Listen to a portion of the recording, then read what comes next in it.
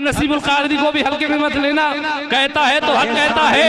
और बागे तो हक कहता है, सीना तान करके और सीने पे चढ़ करके बोलता है कि जो शरीयत की बात से टकराएगा सबसे पहले मोहतरम। मैंने खुतबा मसनूना के बाद जिस आयत मुक़द्दसा की तिलावत की, अल्लाह तबारक व तआला इरशाद फरमा रहा है, नमाज वक्त पर बंधा हुआ फर्ज है मुसलमानों पर, ईमान वालों पर नमाज पढ़ना वक्त पर जरूरी है। और ये नमाज ऐसी है कि ये हमारी आमाल की भी हिफाजत करती है, हमारे जान की भी हिफाजत करती है और हमारे लिए आखिरत में भी तोहशा है। ये नमाज बड़ी इस्मत और बरकत वाली चीज है और इसको तर्क करने वाला इंसान जो है वो गोया कि ऐसा है कि उसने अपने दीन को छोड़ दिया है, अपने दीन को तर्क कर दिया है। आज हमारी मस्जिदें जो हमसे गई है, जो छीन ली गई है, बुनियाद यही है कि हमने अपनी नमाजों को तर्क कर दिया था, मस्जिदों में जाना बंद कर दिया था, तो आज वो मस्जिदें हमसे छीन ली गई। लिहाजा मस्जिदों को आबाद करो, अल्लाह के घर को आबाद करो, ये तुम्हारे लिए जरूरी है। याद रखो ये मुसलमानों, तुम अगर बेनमाजी होगे तो आने वाले वक्त में जो तुम्हारी मसाजिदें हैं वो भी तुम्हारे हाथ में नहीं रहेगी। लिहाजा मस्जिदों को आबाद करो, नमाजें पढ़ो, खुदारा मस्जिदों को आबाद करो, इसलिए कि दीन और दुनिया की भलाई इसी में है कि तुम जो है अपने दीन पर कायम रहो। और अगर तुमने नमाजों को छोड़ दिया तो तुम अपने दीन पर कायम नहीं रहोगे। और हदीस रसूल बतला रही है कि जिसने दीन नमाज पढ़ना छोड़ दिया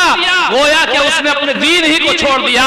फिर कल मत कहना कि हम मुसलमान हैं और हम पर जुल्म सितम हो रहा है, कल मत कहना कि हमें सताया जा रहा है। तुम अपने आमाल की बुनियाद पर खुद को सता रहे हो। अगर तुम जो है नेकी की राह आ जाओगे तो दुनिया की ताकत नहीं है कि तुम्हें छेड़ ले और तुम्हें सता ले। नमाज मुसलमानों पर जरूरी है और नमाज एक ऐसा फर्ज है जो कभी माफ नहीं हो सकता।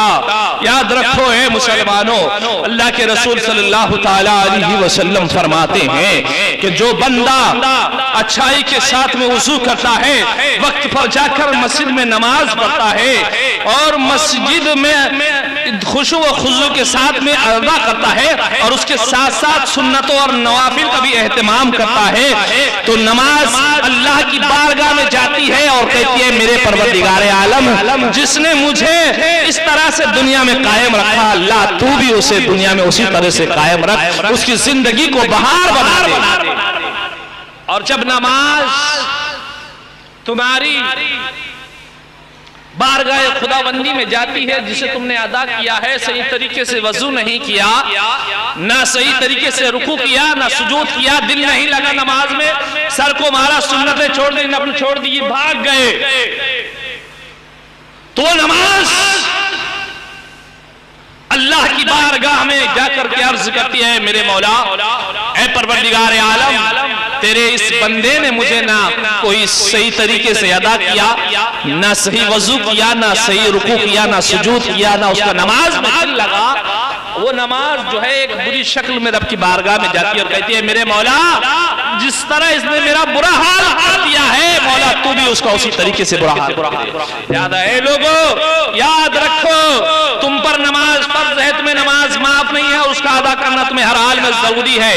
और जरूरी है ये तो बिल्कुल बात कुरान और हदीस से साबित है और ये भी साबित है कि तुम्हें नमाज इत्मीनान से पढ़ना होगी, रुकू सुजूद को अच्छाई के साथ में अदा करना होगा, वरना तुम्हारी ये नमाजें, तुम नमाजों को आ रहे हो मस्जिदों में, नमाजें छोड़कर भाग रहे हो, तो ये नमाजें तुम्हारी कोई काम की नहीं होती। आज हालात ये हो गए हैं, मुसलमान जुम्मा 8 दिन में एक दिन नमाज को आता तो आता है और आने के बाद में हाल नमाज का ये कर देता है कि ना वो सही तरीके से सुन्नत पढ़ता है, ना नफल पढ़ता है, बल्कि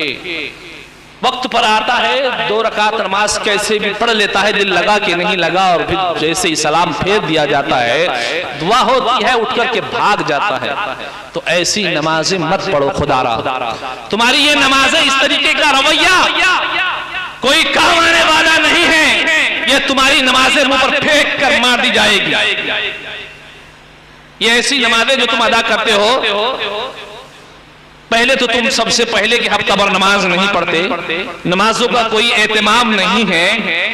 और फिर आते भी हो तो मस्जिद का माहौल खराब कर देते हो। तो ऐसे ही तुम्हारी नमाजें पढ़ने की जरूरत नहीं है। इस तरीके से मस्जिदों में मत आया करो, इसलिए कि दीन हमारा अच्छाई सिखाता है और अच्छाई का दर्श देता है। तुम्हें हर माहौल में अच्छाई का जो है सबक देता है, तो तुम्हें हर काम इस दीन का, इस मजहब का जो है अच्छाई के साथ करना होगा। अगर तुम जो है अच्छाई के साथ नहीं करते हो, इस दीन पर सही अमल नहीं करते हो, तो तुम्हारा दुनिया में भी खसारा है और आखिरत में भी खसारा है। तुम दुनिया में भी परेशान रहोगे और आखिरत में भी परेशान रहोगे। लिहाजा मुसलमानों, नमाजों की पाबंदी करो, अपने बच्चों को नमाज सिखाओ, अपनी माओ बहनों को नमाज पढ़ने की घर में तलकीन करो। आज घरों का यह आलम है हमारे कि अल्लाह की पनाह, घर में कई अफराद रहते हैं लेकिन नमाजों की उन्हें कोई फुर्सत नहीं है। आज जमाना